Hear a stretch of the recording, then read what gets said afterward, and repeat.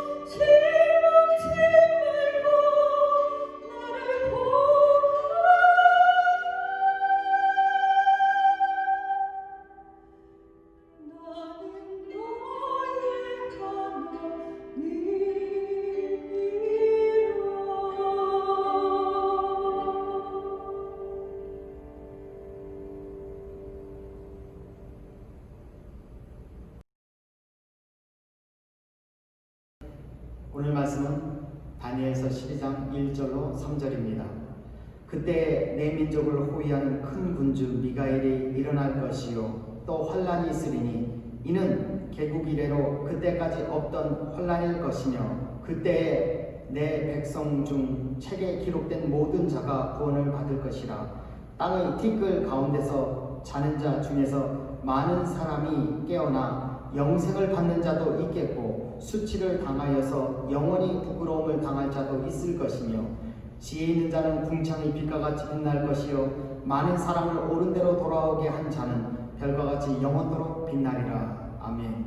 하나님 아버지 감사합니다. 이 시간 주의 말씀을 저희가 함께 묵상할 때 주의 성령께서 깨닫게 하시고 저희를 생명의 길로 인도하여 주시옵소서. 예수님의 이름으로 기도드렸습니다.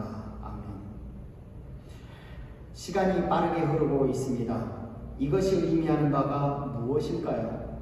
정말로 빠르게 더 가까이 가고 있는 것입니다. 이 사실은 꼭 코로나 바이러스 때문만이 아닙니다. 역사의 스케줄이 그렇게 정해져 있기 때문입니다. 최근에 일어난 재앙들을 살펴보면 두 가지 특징이 있습니다. 하나는 재앙이 그 범위에 있어서 전 세계적으로 되는 것이며 다른 하나는 재앙의 강도가 더 커지는 것입니다. 재앙의 이런 특징은 종말이 가까울수록 나타나는 것입니다. 따라서 현재 나타나는 이런 특징은 언제든지 종말과 대환란을 맞이할 수 있도록 준비하라는 하나님의 메시지로 받아야 될 줄로 믿습니다.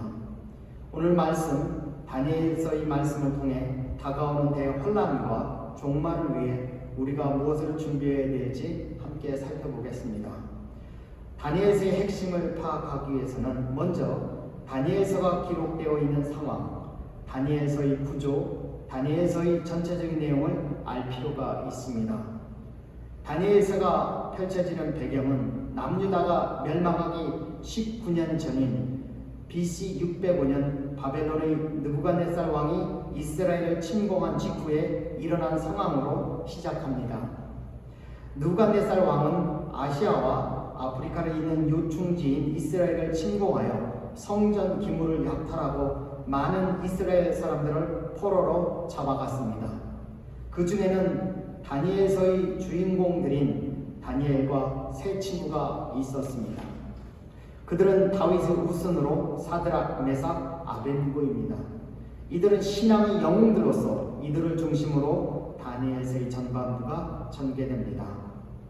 다니엘서의 구조는 몇 가지 중요한 특징이 있습니다. 첫 번째로 다니엘서는 크게 두 부분으로 구성되어 있습니다. 첫 번째 부분은 1장에서 6장이며 두 번째 부분은 7장에서 10장까지입니다. 1장에서 6장은 전반적으로 왕국을 중심으로 일어난 일들로서 두 종류의 이야기가 있습니다. 첫 번째 종류는 다니엘과 세 친구의 고난을 헤쳐나가는 이야기들이며 다른 한 종류는 꿈에 대한 해몽 이야기들입니다. 다니엘과 세 친구의 믿음의 이야기들은 고난 가운데 믿음에 대해 타협하거나 뒤로 물러가지 말고 하나님께 절대적으로 충성하고 하나님의 말씀에 대해 절대적으로 신뢰할 것을 도전합니다. 꿈에 대한 해몽 이야기들은 하나님이 진정한 왕이시다라는 것을 보여줍니다. 7장에서 12장은 환상을 통해 미래의 종말에서 일어날 일들에 대하여 계시하고 있습니다. 다니엘서의 두 번째 구조적 특징은 전달하는 목소리에 있어서 1장에서 6장은 3인칭으로 전달하고 7장에서 12장은 1인칭으로 전달합니다. 3인칭은 객관적 사실을 강조하며 1인칭은 직접 경험한 것을 강조합니다. 따라서 다니엘서는 진리에 대해 객관적이고 경험적이며 동시에 직설적입니다. 다니엘서의 문학 장르는 1장에서 6장은 믿음의 영웅을 그리는 서사시이고 7장에서 12장은 상징 숫자를 사용하여 종말을 나타내는 묵시입니다. 다니엘서의 세 번째 구조적 특징은 1장은 히브리어로 쓰였다가 2장에서의 7장은 아람어로 쓰여졌고 다시 8장에서 12장은 히브리어로 쓰여져 있습니다. 이것이 의미하는 바가 무엇입니까? 이것은 2장에서 7장이 다니엘서에서 가장 핵심적인 장들임을 암시하는 것입니다. 참고로 히브리어와 아람어는 같은 셈족계의 언어로 사천지간입니다. 다니엘서의 네 번째 구조적 특징은 2장에서 7장이 서로 짝을 이루는 것입니다. 2장과 7장, 3장과 6장, 4장과 5장이 서로 짝을 이룹니다. 그 짝을 살펴보면 2장과 7장은 똑같이 왕국들에 대한 환상을 보여줍니다. 2장에서는 금신상으로, 7장에서는 네 종류의 짐승으로 왕국들을 표현합니다. 3장과 6장에서는 다니엘과 세 친구의 영적 스토리들을 보여줍니다. 3장에서는 다니엘의 세 친구가 불구덩이에 던져지고 6장에서는 다니엘이 사자굴에 던져집니다. 4장과 5장은 두 왕의 교만과 심판에 대해 다루고 있는데 4장에서는 느부갓네살 왕을 다루고 5장에서는 그의 아들 벨사살 왕에 대한 교만과 하나님의 심판을 보여주고 있습니다. 이제 장별로 이 책의 내용을 살펴보겠습니다. 1장은 다니엘과 그 친구들의 믿음에 대한 이야기로 시작합니다. 그들은 신앙적이며 지혜롭고 능력 있는 소년들로 바벨론 제국을 위해 일을 시키려고 데려온 자들이었습니다. 바벨론 왕은 먼저 그들의 이름을 바벨론식으로 바꾸고 그들이 바벨론 사람들처럼 먹고 마시도록 하며 그들에게 바벨론의 학문과 언어를 가르칩니다. 그 의미는 이제 그들을 먹이고 다스리는 존재는 이스라엘 왕이 아니라 바벨론 왕이며 그들의 신은 하나님이 아니라 바벨론의 신들이며 따라서 유대인으로서의 정체성을 포기하고 바벨론 사람이 되라는 것입니다. 그러나 다니엘과 세 친구는 목숨을 걸고 그것을 거절하고 하나님만을 의지하기로 선택합니다. 그 결심을 1장 8절이 보입니다. 다니엘은 뜻을 정하여 왕의 음식과 그가 마시는 포도주로 자기를 더럽히지 아니하리라 하고 자기를 더럽히지 아니하도록 환관장에게 구하니 하나님은 그들의 믿음에 응답하셔서 그들을 지켜주시고 축복을 하십니다. 1장 17절 하나님이 이 네 소년에게 학문을 주시고 모든 서적을 깨닫게 하시고 지혜를 주셨으니 다니엘은 또 모든 환상과 꿈을 깨달아 알더라. 1장 20절 왕이 그들에게 모든 일을 묻는 중에 그 지혜와 총명이 온 나라 박수와 술객보다 10배나 나온 줄을 아니라 지혜와 총명을 주실 뿐만 아니라 바벨론 왕으로 하여금 다니엘과 그 친구들을 높이게 합니다. 2장에서는 본격적으로 영웅적인 서사시가 펼쳐집니다. 먼저 바벨론 왕이 꿈을 꿉니다.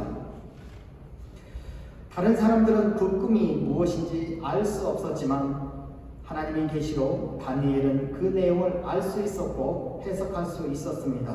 그 꿈에는 금은 동철 4가지 종류의 금속으로 된 거대한 신상이 나옵니다.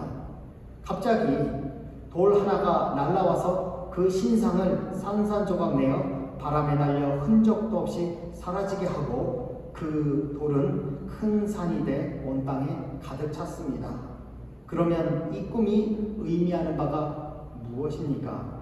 하나님께서 제국들의 왕들을 세우시고 왕국을 주셨지만 그들은 자신들을 신처럼 높입니다. 금신상이 그것을 상징합니다. 그들은 금은 동철의 금속처럼 강하다고 생각하지만 그들은 무너지게 하는 진흙과 같은 부분이 있습니다. 어느 날 갑자기 하나님의 나라가 돌처럼 임해서 그들의 교만함을 심판하시며 그 나라를 사라지게 하시고 하나님의 나라를 세우십니다. 다음 3장에서는 유명한 다니엘의 세 친구 이야기가 등장합니다. 느부갓네살 왕은 거대한 금신상을 만듭니다. 이 금신상은 자신의 권력을 상징하며 자신을 신격화하는 것입니다. 그것에 사람들로 절하게 합니다. 다니엘의 세 친구는 다음과 같이 말하며 그것을 거절합니다. 3장 17절 18절 왕이여 우리가 섬기는 하나님이 계시다면 우리를 맹렬히 타는 풀물불 가운데서 능히 건져내시겠고 왕의 손에서도 건져내시리이다. 그렇게 하지 아니하실지라도 왕이여 우리가 왕의 신들을 섬기지도 아니하고 왕이 세우신 금신상에게 절하지도 아니할 줄 아옵소서. 그 대가로 다니엘의 친구들은 활활 타오르는 불구덩이 속으로 던져집니다. 그러나 하나님은 그들의 불구덩이 속에서 함께 하시고 그들을 죽음으로부터 구원하시고 왕은 결국 그들을 높이며 하나님을 진정한 하나님으로 인정하게 됩니다. 4장과 5장에서 계속하여 바벨론 왕들에 대한 이야기가 짝지어 나옵니다. 아버지 느부갓네살 왕과 그의 아들인 벨사살 왕은 바벨론 제국의 큰 힘으로 인해 교만함으로 가득 차게 됩니다. 하나님은 꿈과 환상을 통해 두 왕에게 경고합니다. 다니엘은 꿈을 해석해주며 두 왕이 하나님 앞에서 겸손해야 된다고 경고하지만 그 두 왕은 듣지 않습니다. 그 결과 느부갓네살 왕은 갑자기 미쳐서 들판에 사는 짐승처럼 되어버립니다. 그가 하나님 앞에서 자신을 낮추자 비로소 정신이 돌아오고 왕으로 회복됩니다. 그러나 벨사살 왕은 하나님 앞에서 끝까지 자신을 낮추지 않습니다. 결국 그날 밤 그는 암살을 당합니다. 이것이 가르쳐주는 교훈을 4장 37절이 말씀합니다. 그러므로 지금 나 느부갓네살은 하늘의 왕을 찬양하며 칭송하며 경배하노니 그 일이 다 진실하고 그의 행하심이 다 의로우심으로 교만하게 행하는 자를 그가 능히 낮추시리라. 4장과 5장은 교만과 심판이라는 측면에서 짝을 이루고 있습니다. 이야기는 6장으로 연결되는데 3장과 짝을 이루고 있습니다. 6장에서는 다니엘이 3장의 새 친구들처럼 어려움을 당하는 장면이 나옵니다. 다니엘이 다리오 왕을 신으로 섬기고 왕에게 기도하는 것을 거부했기 때문입니다. 그는 친구들처럼 사자굴에 던져져 사형에 처해집니다. 그러나 하나님은 사자들로부터 그를 구하시고 친구들 때처럼 왕은 다니엘과 하나님을 찬양합니다. 7장은 2장과 짝을 이루는 중심 부분입니다. 여기에서 또 다른 꿈이 나오는데 이번에는 다니엘의 꿈입니다. 아이러니하게도 그는 왕들의 꿈을 해몽했지만 자신의 꿈을 이해할 수 없었고 천사가 해몽해주고 나서야 이해하게 됩니다. 그 꿈에서 다니엘은 4가지 짐승을 봅니다. 첫 번째 짐승은 사자이며 바벨론을 상징합니다. 두 번째 짐승은 곰이며 메데 페르시아를 상징합니다. 세 번째 짐승은 날개 달린 표범이며 그리스를 가리킵니다. 네 번째 짐승은 두렵고 무서운 짐승으로 로마를 가리킵니다. 그 후로 넷째 짐승에 대한 환상, 넷째 짐승이 가진 10뿔에 대한 환상, 여기서 뿔은 왕을 상징합니다. 그리고 10뿔을 중 3뿔을 뽑아내고 나오는 작은 뿔 환상, 하나님에 대한 환상, 인자에 대한 환상, 천년 왕국에 대한 환상이 계속됩니다. 천년 왕국에 대해 이렇게 말씀합니다. 다니엘서 7장 22절 나라와 권세와 온천한 나라들의 위세가 지극히 높으시니 거룩한 백성에게 붙임 바 되리니 그의 나라는 영원한 나라이라. 모든 권세 있는 자들이 다 그를 섬기며 복종하리라. 8장으로 나아가기 전에 2장에서 7장까지가 갖는 의미를 잠시 살펴보겠습니다. 하나님이 백성들이 핍박받으며 고통당하는 이유는 자신들의 범죄 때문이거나 세상의 왕국들이 하나님을 거역하고 짐승처럼 되었기 때문입니다. 그럼에도 불구하고 다니엘과 세 친구가 1장, 3장, 6장에서 보였던 믿음의 간증들은 하나님께 순종하면 그 결과가 어떻게 다른지를 보여줍니다. 그리고 2장의 금신상의 환상과 7장의 네 짐승과 뿔들의 환상들은 세상의 나라에 소망을 두지 말고 하나님의 나라에 소망을 두며 인내하는 가운데 기다리라는 것입니다. 그러나 여기에 질문이 있습니다. 언제 하나님께서 그렇게 하실 것입니까? 이 질문에 대하여 마지막 새 환상에서 답을 합니다. 8장에서 다니엘은 먼저 메데 페르시아와 그리스에 대한 또 다른 환상을 보게 됩니다. 메대와 페르시아 제국은 숫양으로 나오고 그리스는 큰 뿔을 가진 숫염소로 나옵니다. 그 뿔은 알렉산더 대왕을 의미합니다. 두 번째로 그리스가 네 나라로 분열되는 환상을 봅니다. 세 번째로 작은 뿔에 대한 환상을 봅니다. 이 뿔은 적그리스도를 상징합니다. 이제 9장에서 다니엘은 언제 이 모든 일이 일어날지 매우 궁금해합니다. 그래서 그는 선지자 예레미야가 기록한 두루마리를 찾아봅니다. 예레미야에서 이스라엘의 포로 생활이 70년 동안만 이어질 것이라고 하나님은 말씀하셨고 다니엘은 그 70년의 끝이 가까워졌음을 알게 되었습니다. 그래서 그는 하나님께서 그 약속을 성취하실 것을 간절히 기도했습니다. 그러나 그 천사가 와서 그에게 알려주기를 이스라엘의 죄와 반역이 계속되어 그들의 포로 기간과 그들에 대한 억압이 예레미야 선지자가 상상했던 것보다도 7배나 많은 70일에 즉 490년 동안 지속될 것이라고 밝혔습니다. 그래서 다니엘은 몹시 근심하게 됩니다. 70일에 중에 69일에는 예수님이 십자가 사건으로 성취되고 마지막 한 일에 7년 대환란이 남았습니다. 10장에서 가브리엘 천사가 등장합니다. 가브리엘 천사는 종말의 때에 하나님의 백성들이 당할 일을 알려주려고 찾아왔습니다. 11장에서 남방왕과 북방왕의 환상이 나옵니다. 남방왕과 북방왕은 누구를 가리킵니까? 알렉산더 대왕이 죽은 후에 그의 나라는 네 장군들에 의해 사분됩니다. 그 가운데 남방왕들은 이집트의 프톨레마이오스 왕조를 의미하고 북방왕들은 시리아의 셀페우코스 왕조를 의미하는 것 같습니다. 12장에 대해서는 오늘부터 함께 살펴보겠습니다. 다니엘서에서는 패턴이 있습니다. 그 패턴은 왕들이 교만해져서 하나님을 진정한 왕으로 인정하지 않고 자신을 신격화하다가 오히려 들 짐승들로 변해가고 하나님의 심판을 받는 것입니다. 하지만 하나님은 하나님의 백성을 핍박하는 그 짐승들의 왕국을 무너뜨리시고 하나님의 나라를 가져올 것이라고 약속하십니다.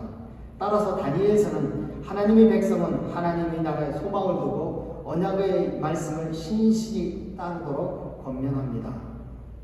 오늘 말씀 다니엘서 12장 1절 3절에는 네 가지 예언이 있습니다. 그것들은 첫 번째로 대환란, 두 번째로 구원, 세 번째로 부활, 네 번째로 상급에 대한 예언들입니다. 하나님은 이 예언을 통해 앞으로 일어날 하나님의 계획을 다니엘에게 펼쳐 보이십니다. 하지만 이 예언들은 아직 일어나지 않았습니다. 예언을 해석할 때는 원칙이 있습니다. 간단히 세 가지만 함께 살펴보겠습니다. 첫 번째 원칙은 가장 먼저 문자적으로 해석하는 것입니다. 예를 들어 예수님께서 구름 타고 재림하신다고 하면 그 구름을 실제의 구름으로 해석하는 것입니다.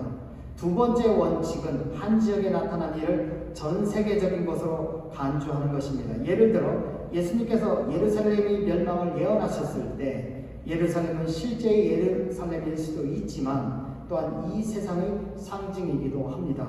따라서 예루살렘의 멸망은 또한 세상의 멸망이기도 합니다. 세 번째 원칙은 이스라엘에 관련된 모든 일들은 실제의 이스라엘일 수도 있지만 교회에 속한 일로 해석합니다. 교회는 신약시대의 이스라엘이기 때문입니다. 다시 12장 1절로 3절을 읽겠습니다. 1절 그때 여기서 말하는 그때는 7년 대환란의 때입니다. 그때에 내 민족을 호위하는 큰 군주 미가엘이 일어날 것이요 또 환란이 있으리니 이는 개국 이래로 그때까지 없던 환란일 것이며 그때에 내 백성 중 책에 기록된 모든 자가 구원을 받을 것이라.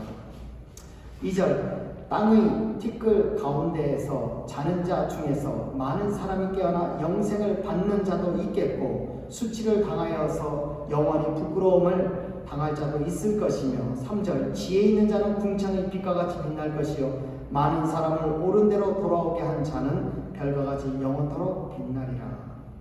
첫 번째 예언은 대환란에 대한 예언입니다.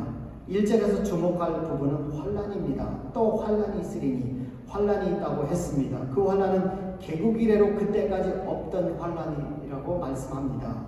이스라엘 백성이 생긴 이후로 그때까지 결코 없었던 환난이라고 합니다. 지금까지 지구상에 없었던 7년 대환난입니다. 예레미야 30장 7절에서 대환난에 대해 이렇게 설명합니다. 슬프다 그날이여 그와 같이 엄청난 날이 없으리라. 그날은 야곱의 환난의 때가 되미로다. 그러나 그가 환난에서 구하여 냄을 얻으리로다. 그와 같이 엄청난 날이 없는 날입니다. 7년 대환난은 환난의 때입니다. 이때는 세상 모든 것이 지옥같이 변할 것입니다. 다니엘의 입장에서 하나님께서 말씀하시는 의미는 무엇일까요? 다니엘아, 바벨론에 있었던 때가 나쁘다고 생각하느냐? 지금 이 땅 위에는 더 큰 대환난이 오고 있느니라 라고 하나님이 말씀하시는 것입니다. 지금도 어렵지만 그때는 더 힘들 것입니다. 우리가 이 힘듦에서 벗어나기보다 하나님께 회개하고 철저히 순종하는 자들이 되어야 할 줄로 믿습니다. 이 대환난은 천사장 미가엘 선지자와 연결되어 있습니다. 그때 대환난의 때에 내 민족을 호위하는 큰 군주 미가엘이 일어날 것이요. 천사장 미가엘이 일어난다는 것은 무슨 의미입니까? 그것을 알려준 구절은 계시록 12장 7절로 9절입니다. 하늘에 전쟁이 있으리니 미가엘과 그의 사자들이 용과 더불어 싸울세 용과 그의 사자들도 싸우나 이기지 못하여 다시 하늘에서 그들이 있을 곳을 얻지 못한지라. 큰 용이 내쫓기니 예뱀 곧 마귀라고도 하고 사탄이라고도 하며 온 천하를 꾀하는 자라. 그가 땅으로 내쫓기니 그의 사자들도 그와 함께 내쫓기니라. 천사장 미가엘과의 싸움에서 패한 사탄은 땅으로 쫓겨납니다. 미가엘과의 싸움에서 패한 사탄의 상태가 어떠한지 계시록 12장 12절은 다음과 같이 말씀합니다. 그러므로 하늘과 그 가운데에 거하는 자들은 즐거워하라. 그러나 땅과 바다는 화 있을진저. 이는 마귀가 자기 때가 얼마 남지 않은 줄을 알므로 크게 분내어 너희에게 내려갔으니라 하더라. 미가엘과의 싸움에서 패하여 이 땅으로 내려온 사탄에 대해 두 가지를 말합니다. 첫 번째는 마귀가 자기 때가 얼마 남지 않은 것을 알았다고 했습니다. 때가 얼마 남지 않았다라는 것은 무엇을 의미합니까? 무적에 들어갈 때가 얼마 남지 않았다라는 것을 의미합니다.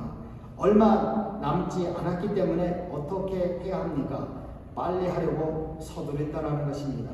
이것이 그의 마지막 기회일 수 있기 때문입니다. 빨리 하려고 서두르다 보면 어떻게 됩니까? 강도가 더 세지는 것입니다. 다시 말하면 성도들에 대한 핍박과 환난이 더 세지는 것입니다. 두 번째로 크게 분을 내었다고 했습니다. 사탄이 땅으로 내려왔을 때 그는 분노로 가득 차 있었습니다. 다시 말하면 사탄은 성나서 날뛸 것이라는 것입니다. 사탄이 날뛰면 어느 정도인지 스가랴 14장 2절은 다음과 같이 말씀합니다. 내가 이방 나라들을 모아 예루살렘과 싸우게 하리니 성읍이 함락되며 가옥이 약탈되며 부녀가 욕을 당하며 성읍 백성이 절반이나 사로잡혀 가리오니와 남은 백성은 성읍에서 끊어지지 아니하리라. 예레미야 30장 5절로 7절도 좀 더 자세하게 설명합니다. 여호와께서 이와 같이 말씀하시되 우리가 무서워 떠는 자의 소리를 들으니 두려움이요 평안함이 아니로다. 모든 얼굴이 겁에 질려 새파래졌는가. 슬프다 그날이여 그와 같이 엄청난 날이 없으리라. 그날은 야곱의 환난의 때가 되미로다. 그러나 그가 환난에서 구하여 냄을 얻으리로다.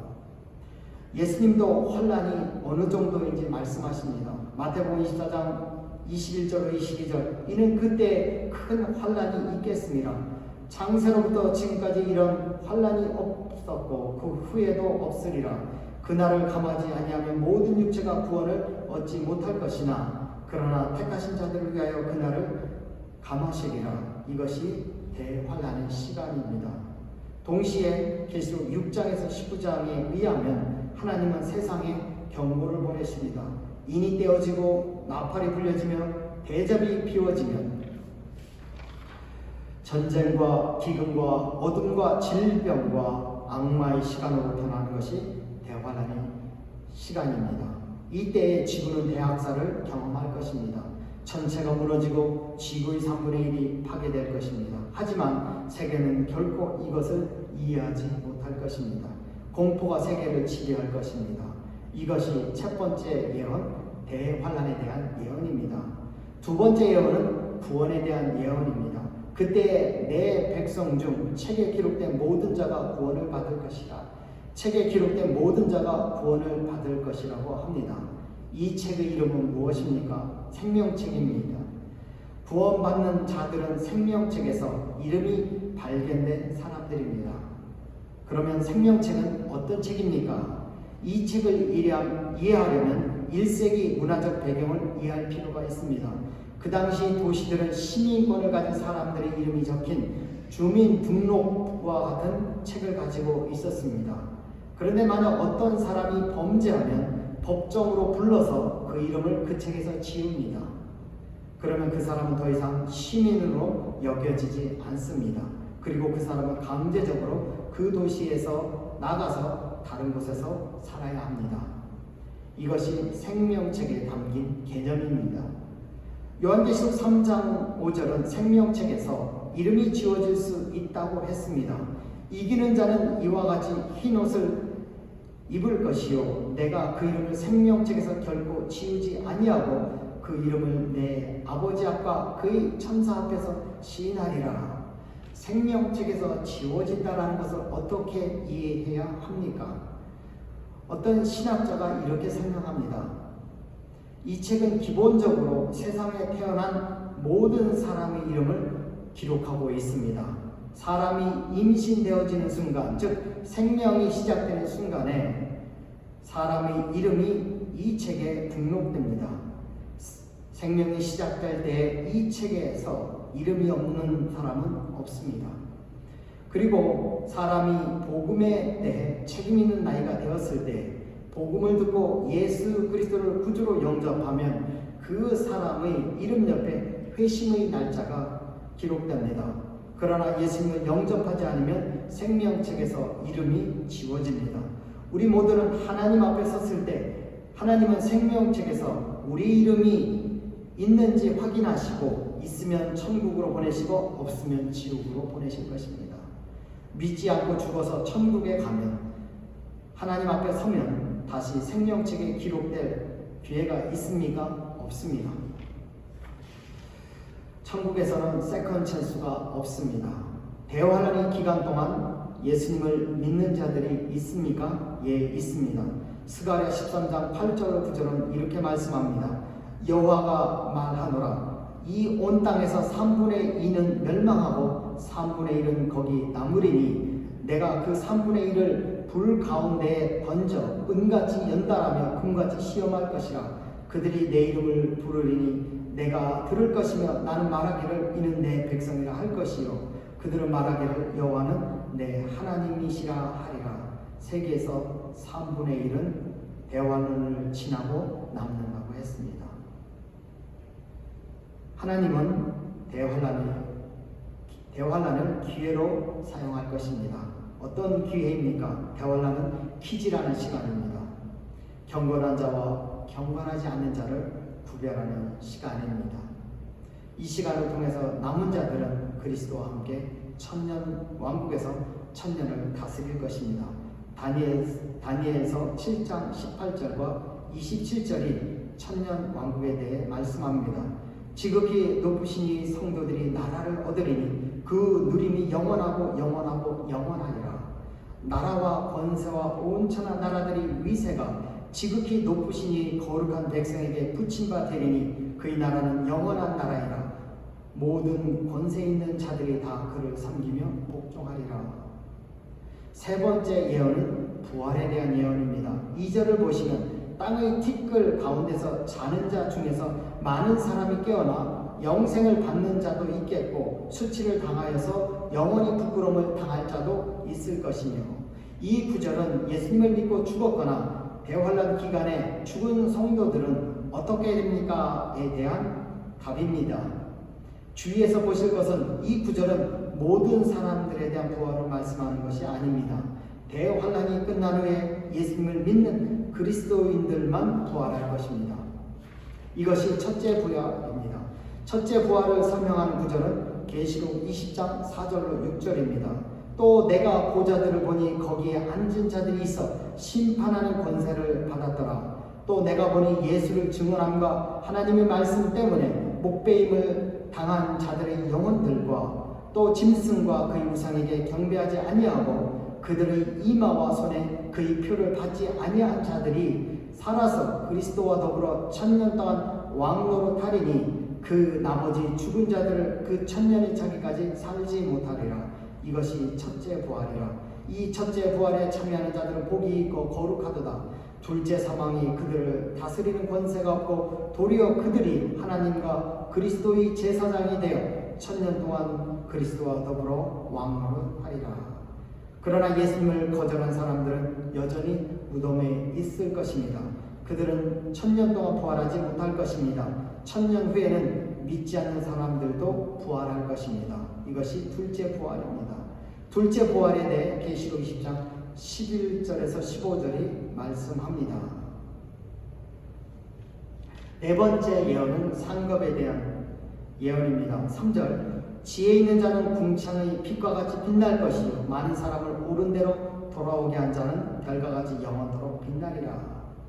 여기에서 주목해서 볼 단어는 지혜 있는 자입니다. 누가 지혜 있는 자입니까? 지혜라는 단어는 가르치는 선생들을 묘사하기에 사용된 단어입니다. 따라서 하나님 보시기에 지혜로운 자는 하나님의 복음을 전하며 하나님의 말씀을 가르쳐서 사람들을 옳은 대로 돌아오게 한 자들입니다. 하나님의 말씀을 가르칠 뿐만 아니라 하나님의 말씀대로 살도록 격려하고 순종하도록 돕는 자들입니다. 그들이 바로 하나님 앞에서 별과 같이 빛나는 자들입니다. 여러분이 식물을 심는다면 1년 동안 지속될 것입니다.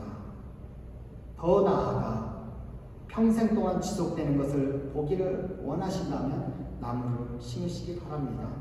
그러나 영원히 지속하는 것을 보기를 원하신다면 다른 사람들의 삶에 복음을 심으시기 바랍니다. 말씀을 심으시기 바랍니다. 그것은 영원히 지속될 것입니다. 같이 기도하겠습니다. 하나님 아버지 감사합니다. 점점 아버지 하나님 종말로 향하는 세상에서 저희가 깨어서 대환란과 종말을 준비하는 자들이 되게 하여 주시옵소서. 그래서 끝까지 하나님 앞에서 믿음으로 서게 하시고 뒤로 물러가거나 세상과 타협하지 않고 끝까지 하나님께 충성하며 믿음으로 살게 하여 주시옵소서. 하나님 앞에서 알복이 되게 하여 주시기를 원합니다. 지금은 우리 주 예수 그리스도의 은혜와 하나님의 무궁하신 사랑하심과 성령님의 감화 교통하심이 대환란의 기간을 준비하며 하나님의 복음을 전하고 하나님의 말씀을 가르치고 순종하도록 도우며 많은 사람들을 옳은 대로 돌아오게 하며 하늘의 별과 같이 되기를 원하는 이 자리에 모인 각 사람 머리 위에 지금부터 영원토록 함께 하시기를 예수님의 이름으로 간절히 축원하옵나이다.